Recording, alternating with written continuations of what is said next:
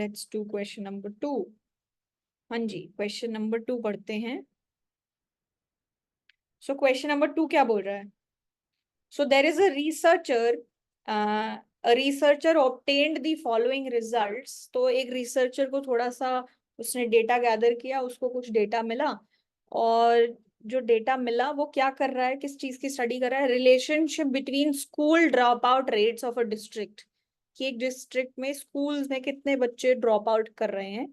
And drop out rate जो है उन्होंने क्या बताया? Percentage of class 5 students who drop out of school. तो क्लास 5 में अगर 100 बच्चे थे तो उसमें से कितने बच्चे स्कूल छोड़ चुके हैं, that is your drop out rate, ठीक है, in India.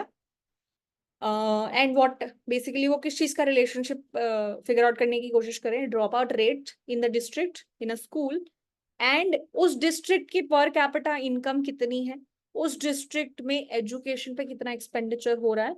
And we also have a dummy variable which is dummy for party ABC which takes value 1। अगर कोई एक पर्टिकुलर पार्टी जो है पावर में थी, कोई भी एक पॉलिटिकल पार्टी एबीसी मान लो, अगर वो पावर में थी तो वो डमी वेरिएबल वैल्यू 1 ले लेता है, और वो पावर में नहीं थी अदरवाइज इट टेक्स वैल्यू 0। ऐसे हमने 215 डिस्ट्रिक्ट्स पे ये स्टडी कंडक्ट करी है, ठीक है। तो उसके ये जो वैल्यूज हैं हमें दिए हुए हैं अलग अलग। तो मेरे दो मॉडल्स हैं, मॉडल 1 मॉडल 2।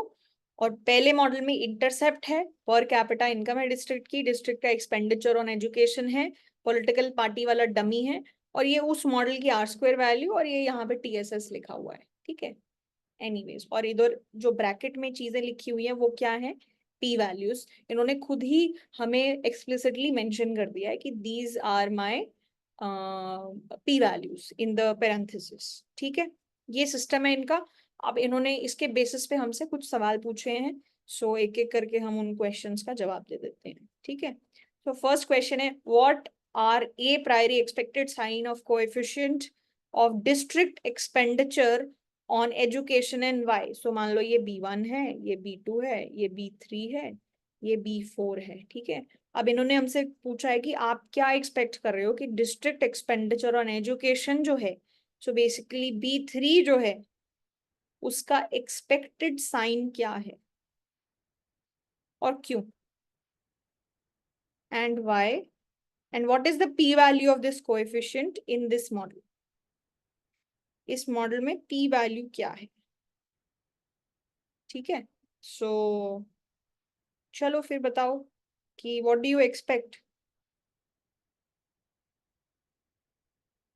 तो वी एक्सपेक्ट पॉजिटिव रिलेशनशिप, कि मतलब अगर कोई डिस्ट्रिक्ट में एजुकेशन पे ज्यादा खर्चा हो रहा है तो बच्चे ज्यादा ड्रॉप आउट करेंगे, ऐसा? Sorry, negative. उल्टा रिलेशनशिप एक्सपेक्ट करेंगे ना, नेगेटिव। क्यों?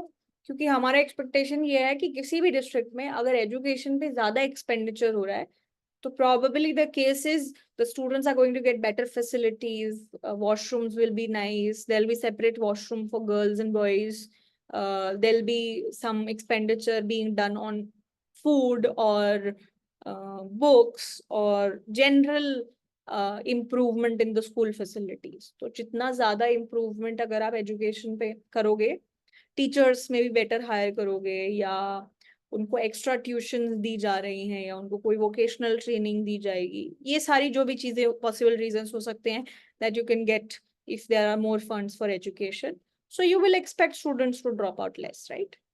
सो you can mention all of these reasons here, fine. So we are expecting a negative sign, कि जितना ज्यादा एक्सपेंडिचर होगा उतना हम लोग कम ड्रॉप आउट रेट को एक्सपेक्ट करेंगे, right? Does that make sense? Yes. ठीक है। एंड वाई का भी हमने रीजन दे दिया है। अब इसके बाद जो अगला पार्ट है उसमें लिखा हुआ है what is the p value of this coefficient in model 1। तो फर्स्ट मॉडल में इस कोएफिशिएंट की पी वैल्यू क्या है? तो इस कोएफिशिएंट की पी वैल्यू जो है, सो पी वैल्यू इज 0.14, राइट? सो जो हमसे पूछा था वो हमने बता दिया, fine. Is that okay? So this was part number 1, ठीक है। चले पार्ट नंबर 2 पे। पार्ट नंबर 2 क्या बोल रहा है? पार्ट नंबर 2 ये कह रहे हैं कि an opposition party XYZ, कोई एक opposition party है XYZ, please repeat again. हाँ जी, what do you want me to repeat? Tell me.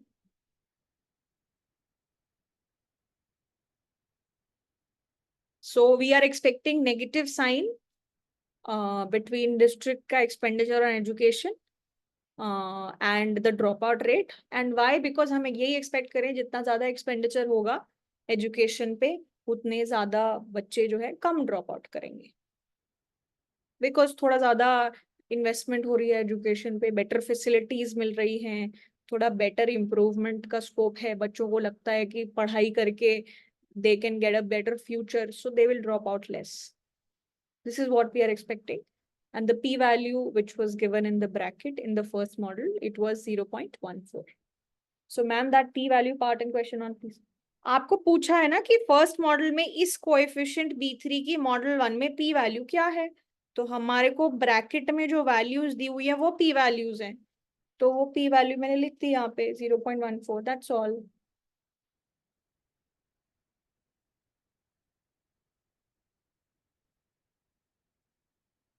Okay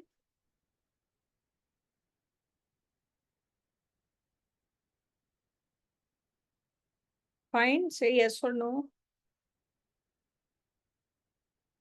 हाँ okay perfect. Shall we move on to the part number 2, p part पे चले, second part पे.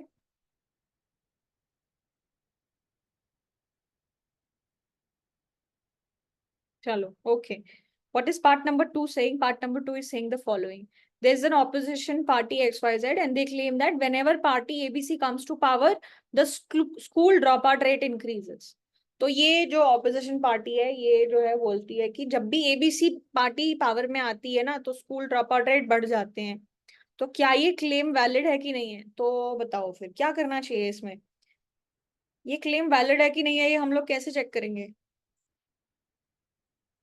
तो question ये है कि एक पार्टी बोल रही है कि भाई एबीसी जब भी पावर में आती है तो स्कूल ड्रॉप आउट रेट बढ़ जाते हैं, तो ये हम कैसे चेक करेंगे. How will we check that. D का coefficient. So we will look at this coefficient, this dummy variable ABC, because this dummy variable takes value 1 only when ABC is in power, otherwise it is 0, right?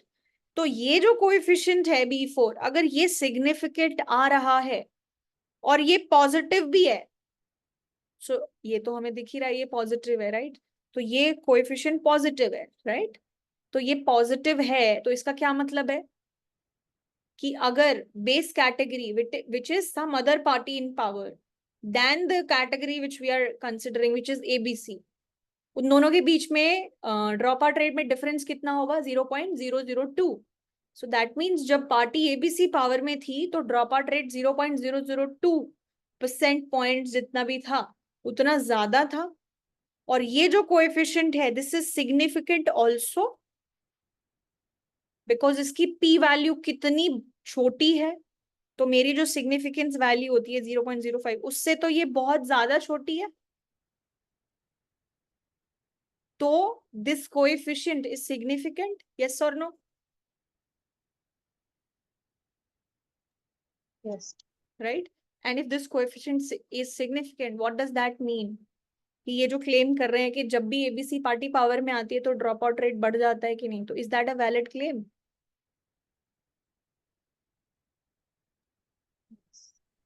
Yes it is a valid claim. ठीक है fine. So you have to do the test कि null hypothesis is this D party ABC is 0, alternative is this is positive, and then the p value is also given which is very very small. This is very very less than the significance level, so that means you are able to reject the null, right. So that means the claim of the political party XYZ is correct. Fine. Is that okay? Ma'am, we will be doing t-test here. Yes, exactly. We are doing t-test only.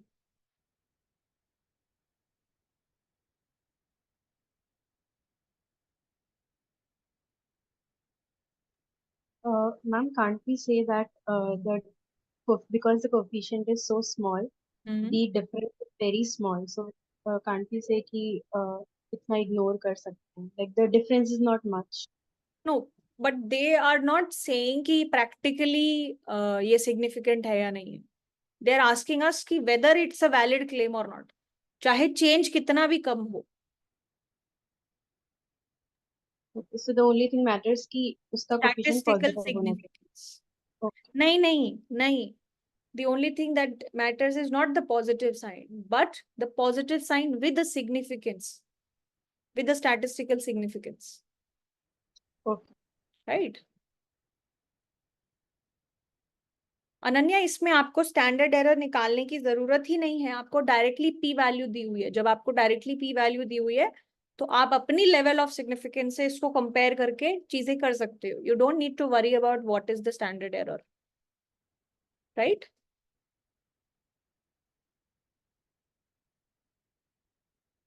Fine. Okay, moving on. Part number C. What is part number C saying? Test the hypothesis that B3 is equals to 0 and B4 is equals to 0. So मुझे एक hypothesis test, so the claim is valid. Claim is valid. तो मुझे part number 3 में क्या test करना है? मेरी null hypothesis test करनी है that B3 is equals to 0 and B4 is equals to 0. So how will I check that? उसको कैसे करेंगे? How will we do that? You compare the p values. You can compare the p values. Which p values? P value with 0.00. P value with 0.00. Means 5%. Okay, so what are you saying? क्या करूं मैं? I have to check these two conditions being 0 at the same time. I don't have to do कि B3 0 है कि नहीं और फिर एक और hypothesis में check करूं कि B4 0 है कि नहीं. They're not asking me to do it separately, right? They've given me two conditions ना, कि भाई B3 भी 0 होना चाहिए, B4 एक साथ 0 होना चाहिए. तो इसके लिए आप क्या करोगे?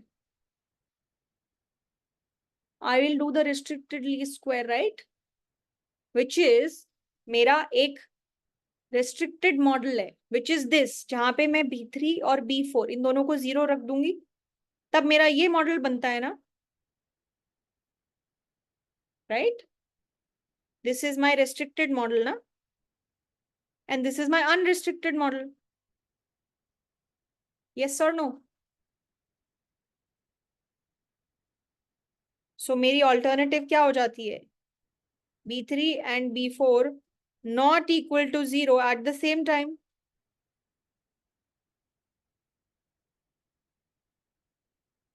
Yes? So how do we do the test? What is my test statistic?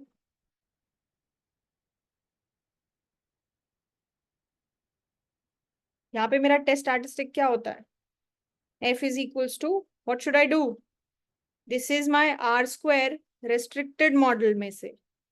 This is my R square unrestricted model से. Yes or no? Right? What is the formula? How this Unrestricted model means is restricted, ma'am? आपके पास दो restrictions दे दी ना आपको. B3 और B4 दोनों 0 होना चाहिए. जब B3 B4 दोनों 0 कर दोगे तो नीचे वाला मॉडल ही तो बचेगा ना. हाँ जी.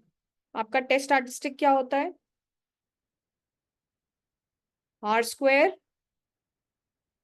unrestricted minus R square restricted divided by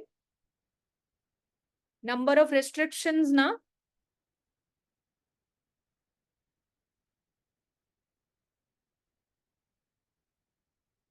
फिर उसके बाद क्या होता है फॉर्मूला में?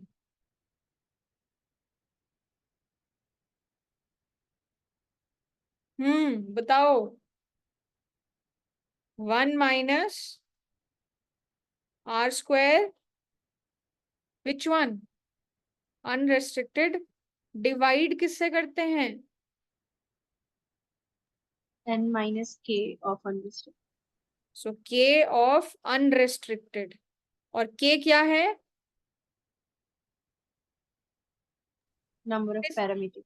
Number of parameters, including intercept और एक्सक्लूडिंग? Including. परफेक्ट।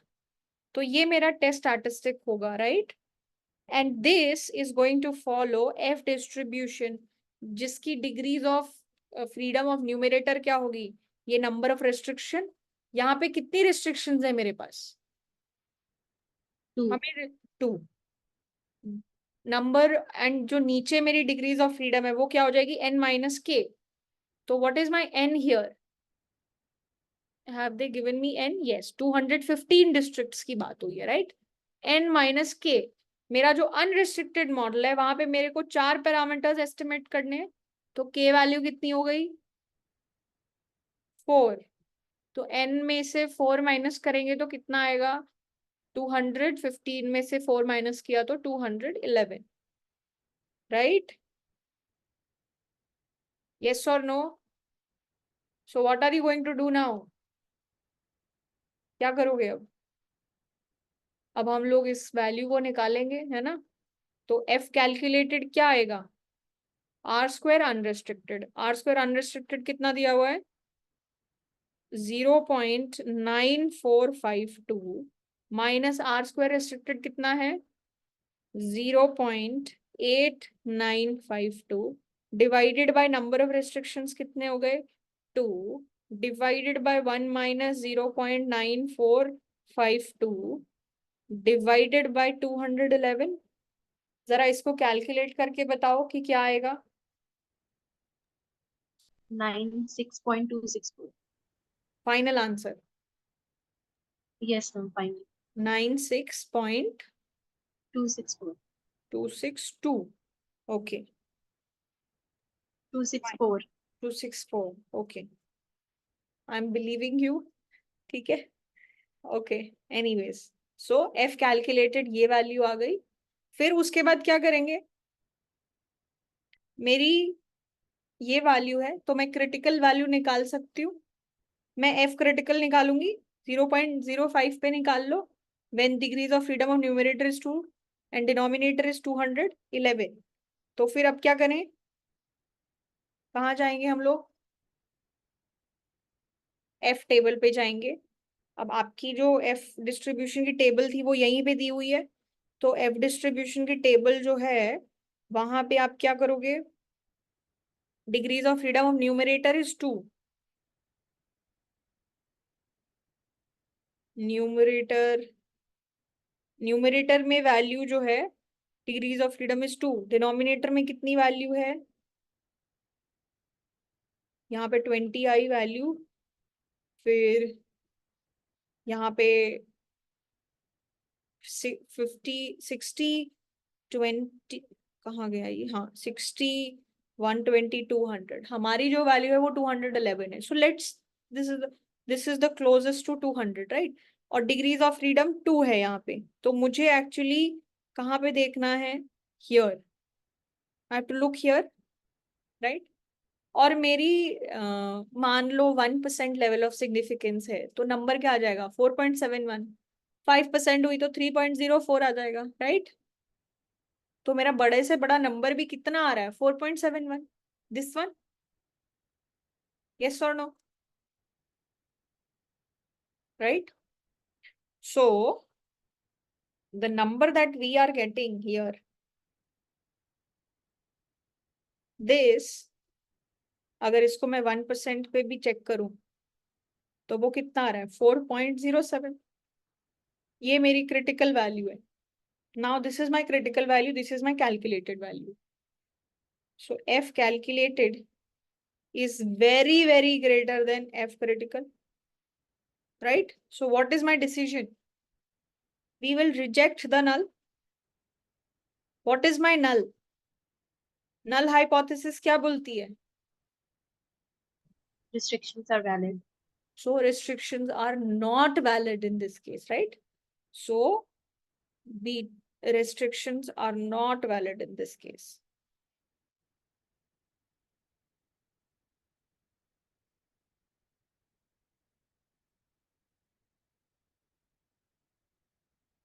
फाइन, ठीक है।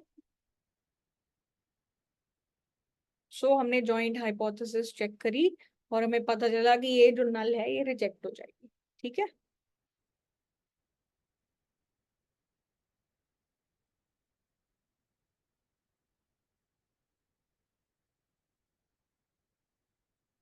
Is that fine?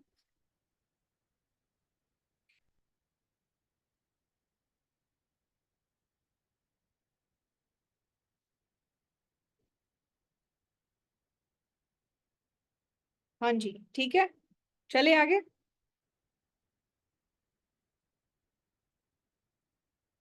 Let's move to part number 4 now. ठीक है, part number 4। Part number 4 is saying calculate r bar square which is adjusted r square for model number 2. Will this be greater than adjusted r square for model number 1 and why? So model number 2 के लिए adjusted R square निकालो, फिर model number 1 के लिए भी adjusted R square निकालो, और फिर ये बताओ कि मॉडल 1 में adjusted R square value bigger क्यों थी according to them. So how do you find adjusted R square? किस तरीके से निकालते हो adjusted R square? Adjusted R square का फॉर्मूला बताओ मेरे को।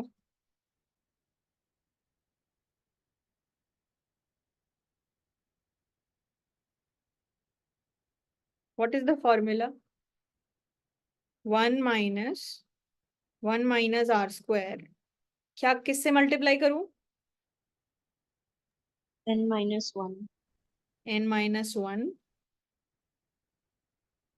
And n whole upon minus n minus k.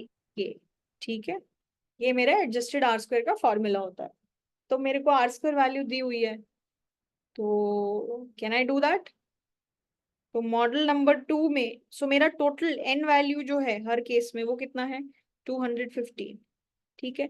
So model number 2 जो है उसमें के वैल्यू कितनी है? कितने पैरामीटर्स एस्टिमेट करने हैं आपको? 1 and 2, राइट, ओनली 2, ठीक है।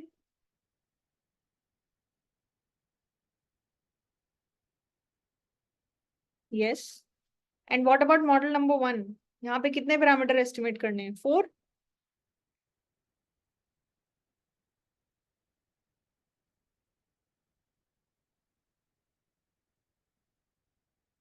ठीक है। So now what are we going to do?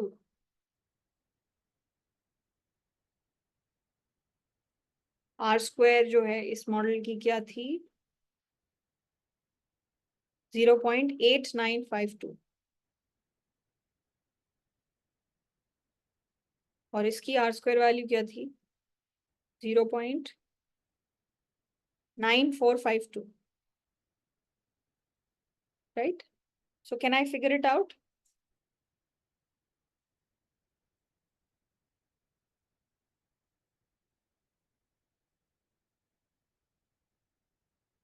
Is it possible for me? तो क्या करेंगे फिर? इसकी एडजस्टेड आर स्क्वायर वैल्यू क्या होगी? One minus R square, one minus R square कितना हो जाएगा? 0.1048 times n-1. n-1 is 214 divided by n minus k, which is 213, right? तो क्या हो जाएगा एडजस्टेड आर स्क्वायर, जरा कैलकुलेट करके बताओ।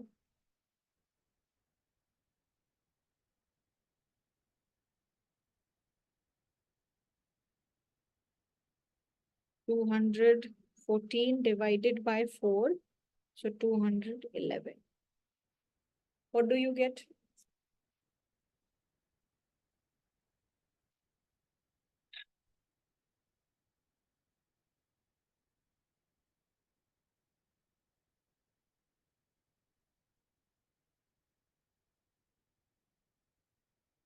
First one is going to be 0.894707.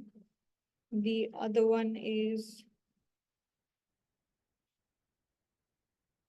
214 times 0.0548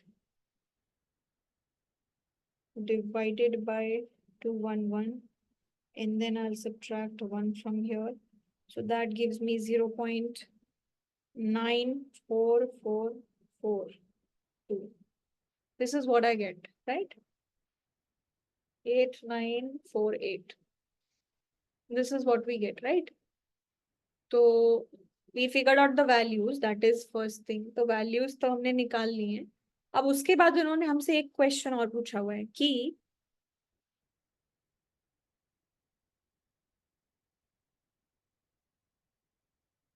ये जो भी will it be greater than r bar square for model number 1? So model number 2 का जो adjusted r square है, will that be greater than r bar square for model number 1, and why? So is that greater? Second model का r bar square, is that greater?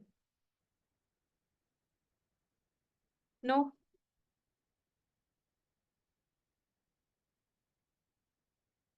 It's not greater, right? So that's okay. अगर greater होता तो reasoning के बारे में सोचते. अच्छा, एक हमने चीज पढ़ी हुई है कि एडजस्टेड आर स्क्वायर ग्रेटर कब होता है? व्हेन जो भी हमने वेरिएबल ऐड किया है उसकी टी वैल्यू ग्रेटर देन 1 हो, राइट? तो हम वो रीजनिंग दे देते हैं. Yes, is that all right? So right now that is not the case, so that's fine. Yeah, fine. Guys, my laptop is getting heated too much. I feel might have to take a break in between. Anyways, let's just try to wrap up this at least 5th part first. This actually should be 5th part. So part number 4 is fine, right? Okay, chalo. So let's move on to part number 6 now. To test for heteroscedasticity, the researcher conducted a Glaser test for the first model and they obtained a p-value of 0.04. So what do you conclude about the absence of heteroscedasticity? तो जो भी आपका test statistic था वहां पे उसकी p-value जो है वो 0.04 आई. तो अब आप क्या कंक्लूजन रखोगे? What is the conclusion that you're going to have?